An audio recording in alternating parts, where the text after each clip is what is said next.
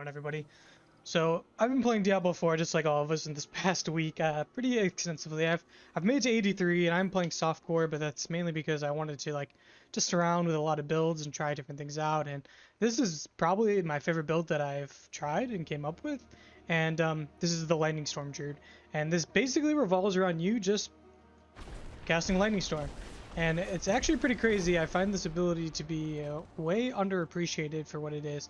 But I do think it does take a little bit to get off the feet, especially because I think for this ability to work, you really need to be able to get the correct items so that you can get your spirit regen going and like an insane rate that you pretty much just get to press Lightning Storm. And with some of the footage that I have, I'll show you, you'll see that I've barely ever have to like basic attack. Like once I start going and it gets going, it's a very fast build. You have a lot of movement speed. You just keep killing and keep going, and you barely ever have to basic. Sometimes you do, but usually you get to go. And there's a few cases of the reasons why that is, and we'll go over that. So to start off, I'm going to talk about kind of some of the abilities, look at the skill tree, and talk about kind of some of the things that make the build work and the reason why I think it works well.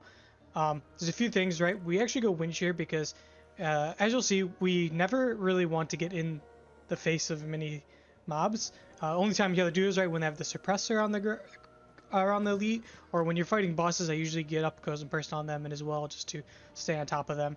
So wind shear is good, and I also like it because I just take this. So if I do have to auto attack, usually there's a pack of mobs. You just wind shear once, you could start Lightning Storm.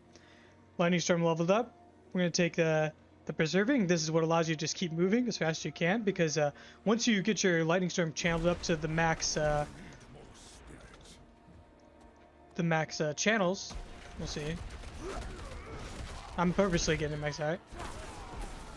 But once you get it fully up, now you're just constantly casting all 6 at a time. So you only have to do that once. And I know that it looks like my spirit isn't regenerating that well there, but that's because there's no mobs I'm killing, so I'm just like casting it into nothing. And why not grant the one additional strike? There is the immobilization, but you already have a way to immobilize them another way, so you don't want to do that. So the one additional strike is good. I even got to go as far as take away abundance, which I think abundance is a very good skill leveling up, but you don't need it anymore in this build at this point that I'm in it. You don't need to worry about any more your base skills generating more spirit, but Wild Impulse is also a huge damage spike for you. I'm even getting to play the gate here to give you boost speed, so you can just keep moving as fast as possible. Earthen Bulwark is like your get out of jail free card when your Grizzly Rage is not up, so you would just never want to price that unless you're stunned. Cyclone Armor is actually really good, and I'll show some footage of using Cyclone Armor in like a very effective way. The knockback is actually super relevant. I remember when I first read this ability when playing the betas, I was like, this seems like a troll ability, but it's actually pretty insane in later levels. And then there's a huge damage reduction. But here's some of the more juicier stuff that lets this kind of pop off. This is what I was talking about. This gives you a chance to mobilize them, which allows you to stack with a few other effects. Also, for kiting them, you just are just pounding through them, and then they're being immobilized. As well as this right here, Toxic Claws. So since we have, we'll go over the gear as well, but we have the way to make our Storm abilities werewolf abilities.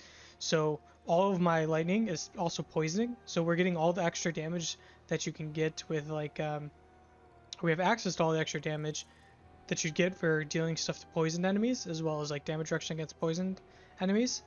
And you can also see I'm just slowing them always because they're poisoned here, and I can even increase the slow amount. And I haven't messed around with it, but there might actually be a world where putting more points in this would be worth it. And then you get the huge Envenom thing to take a 30% additional critical strike damage, because this whole build is mainly around making them vulnerable and then huge crit damage. So that's kind of your big thing. I know Pulverize is like the huge Druid skill to use when leveling up, and I used it while leveling up as well. The ease of access to use it is pretty nice, and you use Overpower a lot there, but this is mainly around vulnerable and critical strike damage. We use Hurricane. Hurricane is good because when you have to go into the suppressor mobs, and I also use this when I tank bosses. I go in with that, using this Clifford or this skill right here. They deal 20% damage, so you get a little bit more tanky. I only put 1 points in these. This might be a little bit better to invest in if you need a little bit more vulnerable. It seems like I'm keeping things vulnerable enough that things are dying pretty quickly, so I haven't seen too much problem with it. This actually surprisingly does a lot of damage, but I didn't really want to spend too much into it. And then we have the Bad Omen as well, and I didn't up the chance on this, but this was the main one. And then this Circle of Life ability is very important. This is kind of what creates our ability to tanky. We also are running a unique that I'll show in the gear that kind of works with Circle Life. I actually would say that Lightning Storm might be the fastest ability that Druid has. It feels like you are actually just pumping these out and you're healing an insane amount. And in one of the videos I'll show you even that I'm like poisoned all the way, but I'm just constantly healing up so fast because of my gear as well as the Circle of Life. Natural Disaster. You're getting extra damage for the stunned immobilized. Like I said, you're immobilizing them a lot pretty often. And then this is just 12% extra free damage. So we are going Grizzly Rage. We are using the aspect that takes Grizzly Rage a werewolf ability. And this is huge because you're just getting the Fortify from this the whole time, as well as you're unstoppable the whole time. So you being unstoppable time is just like, if you've played this game in World Tier 4, or maybe even before you feel this, but being unstoppable is the most OP thing in the game. I actually haven't tried any other characters, obviously, too much because been spending so much time on this, but if you can't go unstoppable, I feel like that's a big oversight. And being able to run Grizzly like this Grizzly Rage and just be unstoppable for a large period of time is just insane. And then I'm using Perfect Storm, which is storm skills that you cast around one spirit, which again it helps us with our spirit regen, which there's other ways as well, but this is one of the ways. And it deals 15% increased damage when you're damaging a vulnerable immobilized slowed, and we are making them all slowed like we saw from the Toxic Claws neurotoxin, but we're also making them vulnerable pretty often as well. I actually tried this with Earthen Might at first, and it was working pretty well. And the reason why I thought Earthen Might might have been initially the better choice, and I think it actually is not even the wrong choice. I think that you could play either one of these just fine. But I tried not using Earthen Might so that I could open up another aspect slot. And it worked fine. My spirit, I was worried that my spirit regen wouldn't be up to par, but it worked just fine. And I even used Nature's Fury a little bit, and it was fine. You could use it. Obviously, this isn't Nature's Fury build, so I wasn't really utilizing the procs, but Landslide was proccing when I was casting Lightning Storm, so it was like kind of cool. But I would say as far as like optimal DPS, this is not really the skill you want to use, but it is optimal. And then I was also even trying Looping Ferocity, and you're actually progging Looping Ferocity insanely quickly because your Lightning Strike strikes like 6 times per cast. So you're actually yeah. So it's every cast of it is 6. So you're basically every cast when the pack is big enough, you're almost always proccing one with Looping Ferocity, but it actually seemed like as far as all of these, Lupo Ferocity and Natural Fury, I did feel a little bit more where I had a basic attack maybe a few extra times because I didn't have as guaranteed ways to get Spirit back. And then Earthen Might and Perfect Storm was way more consistent of like me rarely ever having to use my basic outside of like getting my initial one going. And as far as Spirit Boons, we're taking the 10 reduced damage from elites. Avian Wrath, 30% critical strike damage. And these 2 sets right here, I actually think there's some wiggle room. I'm using Energize because I think that, yeah, just we're a good lucky hit. We're attacking a lot, which is, this build really shines on large packs because you're just always full maximum spirit. But Energize helps us do that. Calamity, because we want to use the Grizzly Rage. Overload, dealing lightning damage to 20 rounds to cause the target to emit a stack charge. You'll see this happening the whole time. But I actually think that there's a world where, you know, maybe even you get rid of Overload, or maybe you can try the build without Energize. I think you definitely need Calamity, but maybe you could try moving these around and either going 2 points in here and getting Calm Before the Storm, because right now I don't have the build optimized where I don't have like full uptime of Grizzly Rage like other builds have, which the way that you see that you interact with the packs, you don't have to rely on that full on unstoppable all the time, but you definitely do more damage and sustain more damage if you can do Grizzly Rage longer. And then your critical strikes with shape-shifting skills heal you for 3% max life. Again, this is just going to be a way to make you tankier. So I think there's actually some wiggle room, and you can play around with these and find even something more that suits the way that you would like to play. So I'm going to go into the Paragon board in just a few moments, but I want to talk about gear first, and the way that the gear makes this build work, right? One of the biggest, most important pieces you need is this Tempest Roar. This is kind of what makes the build work, I would say. I was actually playing a Lightning Storm build prior to getting this around like 60s with like companions, and I was using the pack leader to get lucky hits with it, and like it wasn't bad, right? Like I was doing damage, it was pretty good. Poison Creeper was pretty OP, and it felt all right, right? But I was definitely having to auto attack a lot. But then once you get Tempest Roar, this is what kind of makes the build shine. And again, you can see by its unique ability of the lucky hit, Storm skills have a chance to restore 4 spirit. So another way to just make your spirit is just non-stop regenning. And then you're also getting to be able to take advantage of being a werewolf. So you're just pumping out all the extra synergies you need to make the Grizzly Rage work. I'm using the Mad Wolf's Glee. This just makes it so that this is my true form. I actually don't think this is the best choice, or nor do I think it's necessary. It does make it make Lightning Storm a couple extra ranks, which is going to make it do extra damage, but the physical damage and poison damage is kind of dead stats. I don't like, you do poison damage, but it doesn't really seem to be the thing that is making the build work, is the poison damage, and physical damage is kind of irrelevant, right? But I'm using it because I kind of like it for the consistent move speed bonuses, and it has move speed on it because you just go and you move so fast. And it's funny because I feel like people say Druid is one of the slowest classes. This build is so fast, you're zooming. We use this aspect, lucky hit, up to 40% chance to deal lightning damage, overloading the target. Again, just doing a bunch of extra damage on lucky hit. So I do think that, you know, the other stats that you're looking for in your gear is crit chance, critical damage, vulnerable damage. But I also think that there's important parts to even look at where the stats that you're actually looking for as far as it goes. I mean, willpower is not bad, but I think that you can even see I have some extra gloves down here. Intelligence and dexterity are going to be your extra secondary stats that actually aren't that bad to chase as well. Not only does dexterity give you increased crit chance, and intelligence gives you resource generation, the fact that is they're the most important stats you will need for your Paragon to work correctly. I haven't maxed out my Paragon board, obviously, I'm only 83, but I've got these extra gloves so that I can maybe move things around once I get to the later on to determine what kind of stats I'm missing, and I know it will be either dexterity or intelligence or a little mixture of both. So I've kept these gloves so I can kind of mess with them later on once I fill out the Paragon board. So these are, I think this is also a unique that really helps my build work, but I don't think it's mandatory, mainly because one, I'm using 18% potion drop rate, pretty irrelevant.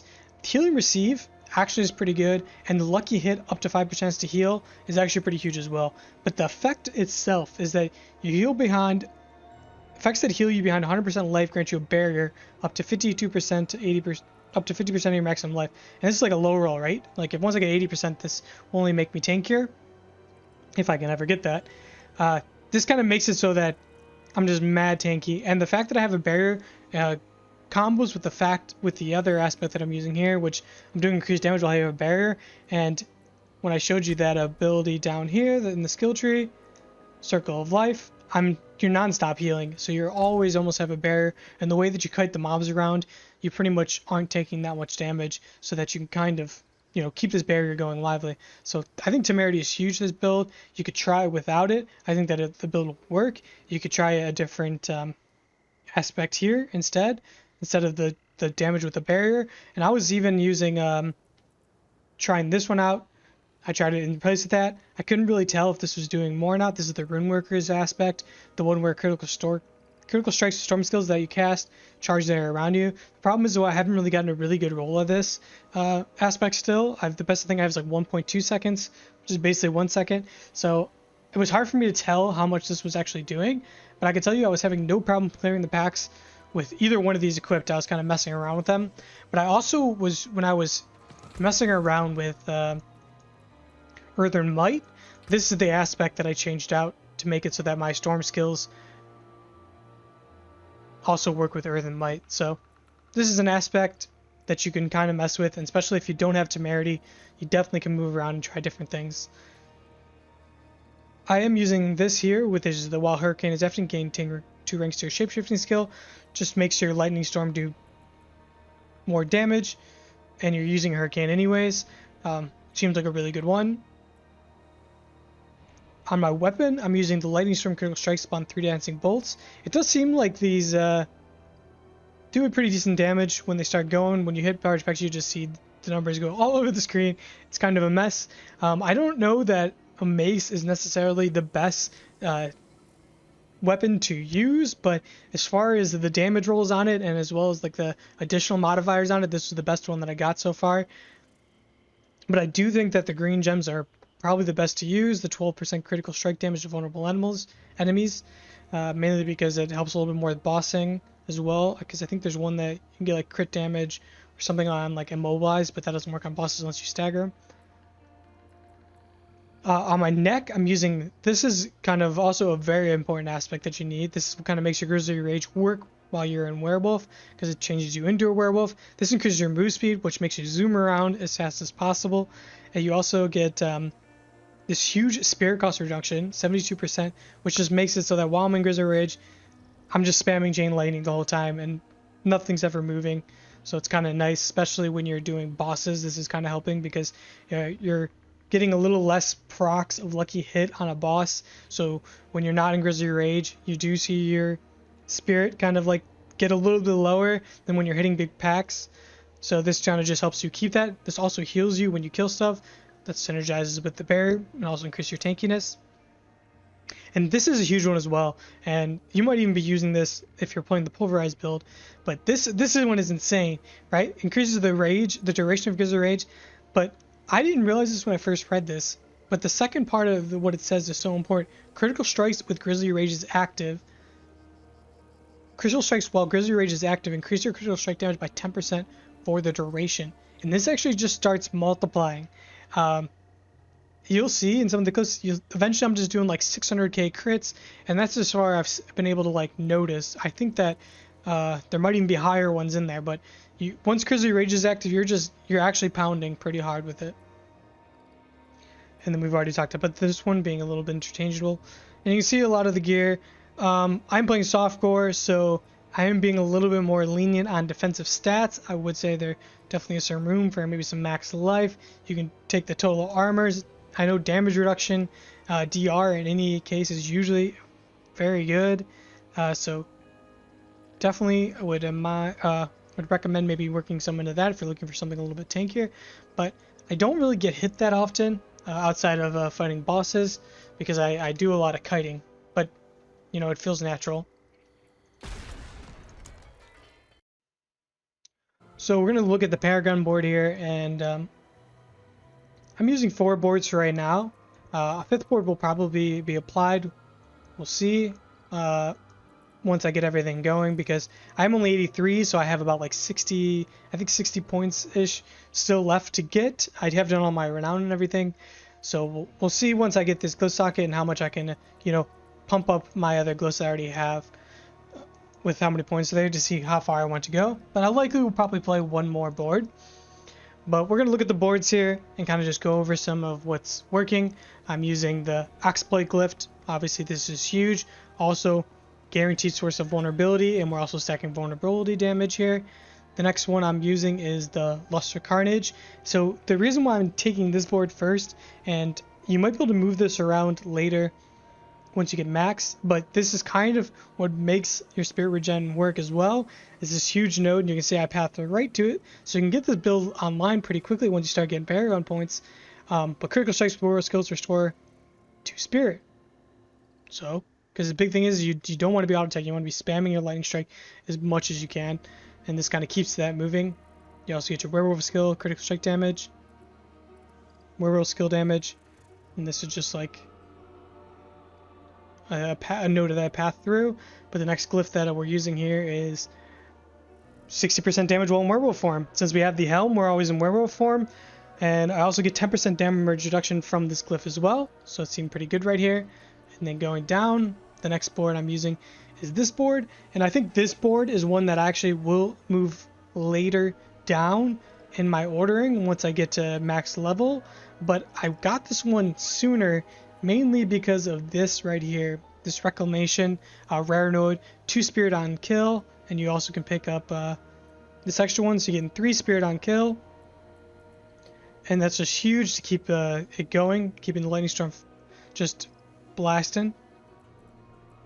The next glyph socket I'm using is the Spirit one. This just increases your critical strike damage, and even right now I don't even have this fully set up yet because I'm still leveling this glyph. It's only level, doesn't say here, does it? But I think it's like level 13, so I'm pretty close to getting it to 15, where I'll be able to unlock the requirement, which I think this will help my boss damage insanely because most of the other mobs are kind of dying pretty quickly, so they wouldn't even get the full stack of this. But I think on bosses, you'll be able to get the additional bonus with no problem of the critical strikes increase the damage on enemies you take 2% to get the full 12% out of that. And this is the last board that I'm going into, and I think this is a huge one to go after. And mainly, like I was saying, I think this is probably more important than this board, right? Getting this one, but we want to keep the Spirit on kill, get that early on to make sure I can keep my Chains Lightning going, or my Lightning Storms going. Is Thunderstruck, right? Storm skills deal 3% critical damage, it's vulnerable or immobilized. We're making everything vulnerable. We're immobilizing them as well. This is just a free 30% crit damage. You also get vulnerable damage, crit damage on this one. I'm pathing down to this crit damage, and then the glyph socket here will be my next step. But the main things to just recap on the Paragon board that I want to talk about is critical strikes, werewolf skills restore 2 Spirit, and then we're also getting Spirit on kill here. So these are kind of like the most important stuff, as well as, you know, your exploit gift. I think most builds are running this pretty early. You just guarantee critical vulnerable damage is just so important. So when we talk about how much it costs to cast, if we look at Lightning Storm again, it costs 16 per strike, 16 Spirit. So we're going to go and get some Spirit real quick. Obviously there's not a huge lot of density in the open world, but you can see it regens pretty quickly. When you're doing like a Nightmare Dungeon, you're pounding so fast that your Spirit just rarely goes out. And you can see they're getting poisoned as well. But the cool thing is when you press Grizzly Rage, this thing goes down to 4 per strike. So you can pretty much just cast this non-stop, unless you're not hitting anything. But even then, it takes forever to go down.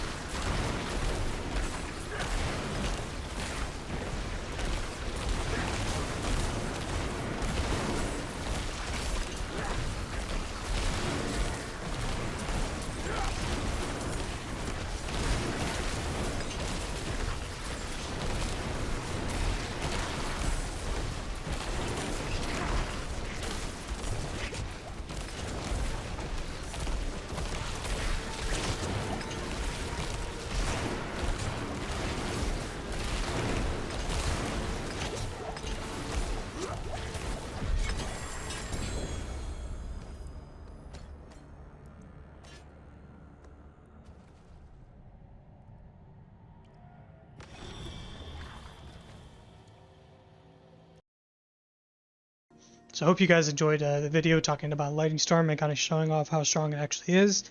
I know it's not a very popular skill to use, but I think that's mainly because it takes a lot of items to make work effectively and well. And some of the gameplay that I showed is just a bunch of random clips. You could see most of the times that my spirit was regenerating just fine, and you're clearing pretty well. And I was actually even doing number dungeons way higher than my level, and that's even reaching over a level 100 mobs there and bosses. So it's already looking good, and there's so many Paragon points and power left to be put into this build. But hey, if you guys like, I hope you guys enjoyed the video. Like the video, subscribe, and then also check out my Discord. It's not really bumping right now, but if you want to check it out, you can reach me there. And I also have a Twitch channel. Haven't really streamed that much since Diablo came out, because it's kind of hard to stream when your channel really doesn't have too much traction yet. But if you guys follow, maybe we'll get some streams going if people would like to see more. But thank you very much and have a good day.